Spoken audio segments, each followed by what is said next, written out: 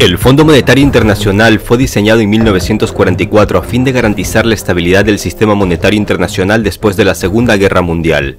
Se suponía que el FMI daría estabilidad económica a los países, pero desde entonces se ha demostrado que su tarea ha sido enriquecer a las corporaciones y banqueros, para los cuales ellos trabajan, y adueñarse con mucha astucia de los recursos naturales del país al que supuestamente ayudan. A finales de la década de 1980, un país europeo logró pagar su multimillonaria deuda al FMI y a otros prestamistas occidentales. Como resultado, su líder fue juzgado en dudosas condiciones y fusilado junto a su esposa. Tras haber pagado todos los préstamos y haberse instaurado el salvador capitalismo, en la actualidad la deuda de esta nación supera los 100.000 millones de dólares. Y es uno de los países más pobres del bloque europeo, eso sin contar cómo las corporaciones extranjeras han estado saqueando todos sus recursos. En el mundo de los créditos existe una regla no escrita. Los banqueros la conocen perfectamente. Es mejor si tu cliente no puede pagar el crédito en los plazos y fechas establecidos, ya que en este caso el banquero o el prestamista tienen derecho a quedarse con la garantía. Y la garantía es, digamos, mucho más sabrosa que ese dinero con porcentaje que puede recibir si el deudor paga el crédito según estaba establecido. ¿Aún eres testigo de cómo las empresas extranjeras hacen y deshacen en tu país? ¿Privatizan los recursos y se los llevan casi que regalado? No te pierdas este capítulo donde comprenderás cómo algunas naciones han logrado salir del yugo al que son sometidas por las élites financieras. El imperio del mal y los amos del mundo, sexta parte.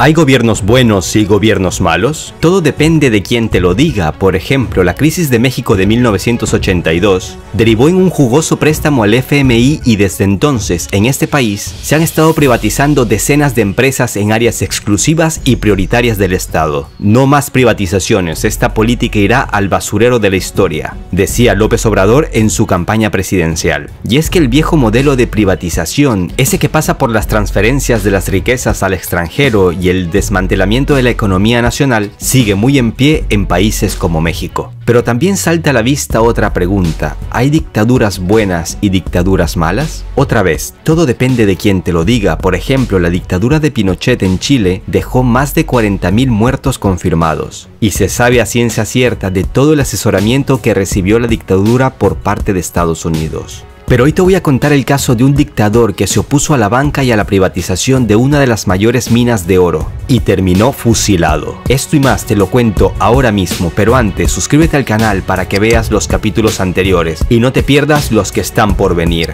Y es que resulta difícil entender por qué si entre 1950 y 1975 la economía de Rumania creció a uno de los mayores ritmos del mundo, en la actualidad es uno de los países más pobres de Europa. Todo empezó con una serie de errores en las estrategias económicas en la década de los 70 que desató una crisis en este país. En concreto, algunas de sus industrias como la petroquímica o la del acero tenían una capacidad de producción mucho mayor de la necesaria para satisfacer las necesidades propias y la demanda exterior, resultando en una infrautilización de las instalaciones. Al ver el estado moribundo de esta nación, los países occidentales se mostraron dispuestos a ayudarles y posteriormente entró en juego el FMI.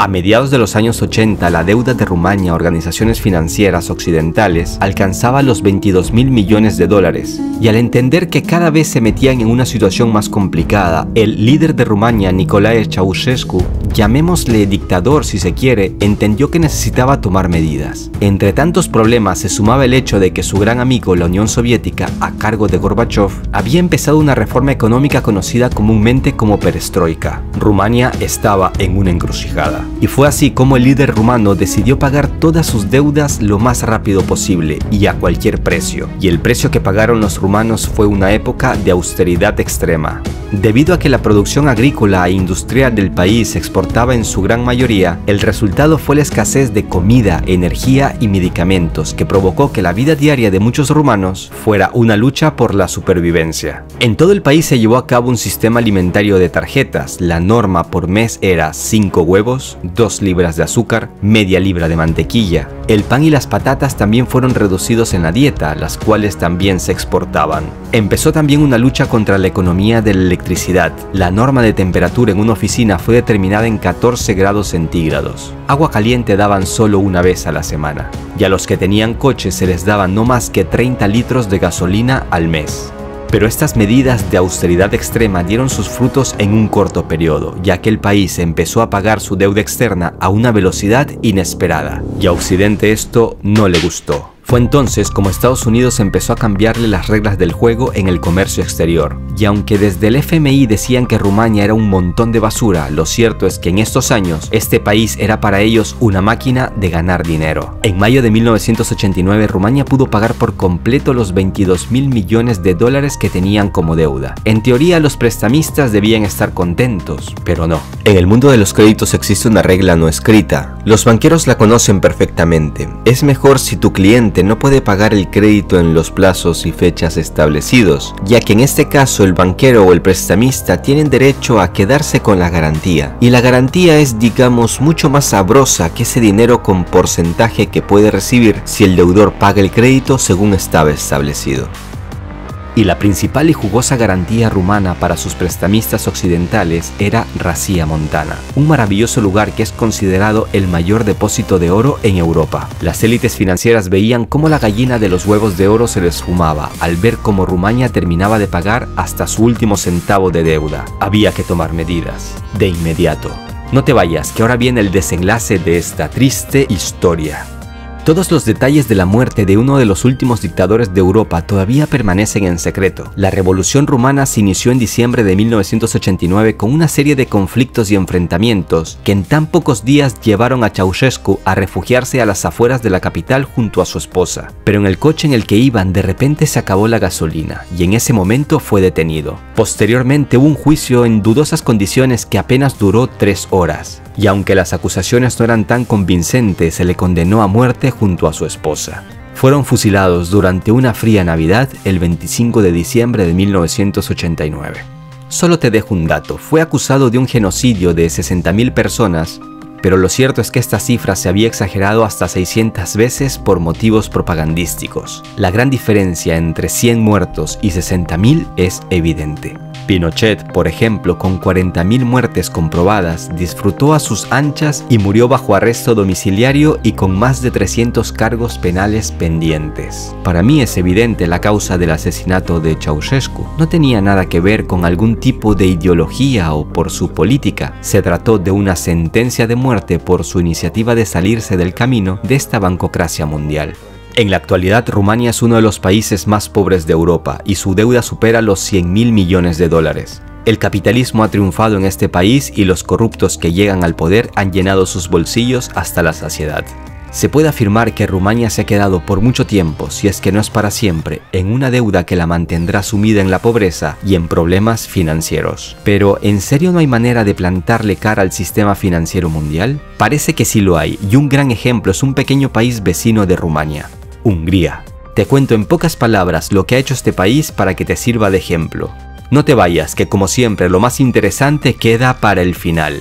Hungría en el 2008 entró en una crisis de la que no veía otra salida más que endeudarse con el FMI y recibió un enorme crédito, pero claro, con una serie de condiciones que no beneficiaban directamente a su pueblo. 2 años más tarde, la economía del país prácticamente estaba en manos de corporaciones extranjeras. El 60-70% del PIB era producido por empresas que estaban regidas por capital extranjero, en su totalidad o casi por completo. El 80% del sector bancario de Hungría pertenecía al capital extranjero. Y si hasta hace poco Hungría era un país agrario, tras la crisis empezó a depender de la importación de productos alimenticios. Pero esto empezó a cambiar cuando Viktor Orbán llegó al poder. Una de las primeras medidas fue quitarle autonomía al Banco Central, algo que no agradó mucho a la élite financiera mundial. Hungría rechazó tomar nuevos créditos y empezó a orientarse en los recursos nacionales para levantar al país. Y entonces entendió que su país puede zafarse de los fuertes abrazos occidentales a los que estaba sometido si miraba hacia otro lado, hacia Rusia.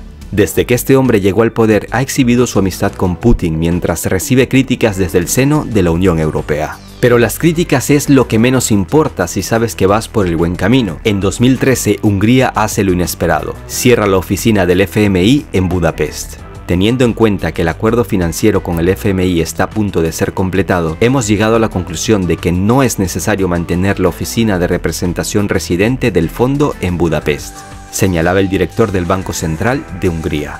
En marzo de 2016, Hungría pagó toda su deuda y empezaron a celebrar lo que llamaron una independencia financiera. Pero si ha pagado sus deudas y el país se recupera económicamente, ¿por qué ha recibido críticas desde Estados Unidos o desde la Comisión Europea? Pues todo parece demostrar que estos líderes están de parte de la banca y solo buscan mantener ese status quo en el mundo. Pero ahora vayámonos un poco más cerca, terminemos este video con algo más familiar. Hablemos de Argentina, una nación que acaba de endeudarse hasta la coronilla con el FMI, pese a su triste pasado de deudas con este organismo. Basta con pronunciar estas siglas en el centro de Buenos Aires para poner más que nerviosos a los que sufrieron las medidas impuestas por el fondo en el pasado. Te dejo un cortísimo fragmento que he tomado de un reportaje de la cadena RT. Estamos hablando de un Fondo Monetario Internacional muy distinto al que conocimos hace 20 años. El fondo ha aprendido de las lecciones del pasado, así como todos lo hemos hecho, y es un fondo muy distinto. ¿Realmente el FMI cambió? Bueno, era un banco y sigue siendo un banco. Y su objetivo sigue siendo el mismo, dar dinero a cambio de recibir más dinero. Entonces, ¿tiene motivos Argentina para preocuparse? Las 5 veces que el FMI acudió al rescate de Argentina desde los años 50, las recetas del organismo fracasaron y el destino del dinero prestado fue por lo menos incierto. En el año 58, el acuerdo con el FMI desembocó en una fuerte devaluación y caída del PIB. En los 70, el régimen militar recibió otro préstamo que se tradujo en hiperinflación desbocada. Y en 2001, durante una fuerte crisis económica, Argentina volvió a acudir al fondo. ¿Recuerdan cómo acabó? Los argentinos seguro que sí. Más crisis, más inflación, más pobreza, más descontento social y el tristemente famoso corralito. Tal vez es que las recetas del FMI no funcionaron en Argentina por culpa de los gobiernos que las aplicaron, pero en el resto del mundo, con otros gobiernos, sí funcionan. Podría ser, pero no parece, porque la lista de países donde las recetas del FMI fracasaron es larga, muy larga. Y no lo digo yo, lo reconoce el propio FMI. Por ejemplo, en uno de sus recientes informes califican de fracaso sus propias recetas aplicadas en Grecia. Recientemente felicitaron a Portugal por aplicar medidas económicas diferentes a las que ellos les habían propuesto y en el colmo de los colmos, en un artículo de 2016, 4 funcionarios del FMI afirmaron que las políticas neoliberales son ineficaces y aumentan la desigualdad. Algo así como si el Vaticano publicara una encíclica dudando de la existencia de Dios. Entonces, ¿por qué temer al mismo organismo que te sumió en una grave crisis cada vez que acudió a rescatarte? ¿Por qué temer a una entidad con un historial de fracasos en todo el planeta? ¿Por qué temer a quien ya no cree en sus propias recetas? Total, que siempre funcionará mal y que funcionará mal en todas partes no implica que ahora vaya a ocurrir lo mismo, ¿no? En el siguiente capítulo hablaremos de oro, de mucho oro, pero también de engaño, de mucho engaño, estafa y corrupción. Y en futuros capítulos estaremos hablando de López Obrador, el nuevo presidente de México que tiene con los nervios de punta a sus socios del norte. Suscríbete al canal para que no te pierdas los siguientes capítulos. Regálale un like al video para poder llegar a más gente y déjame tus comentarios. Tu opinión me interesa. Un abrazo a todos. Hasta la próxima.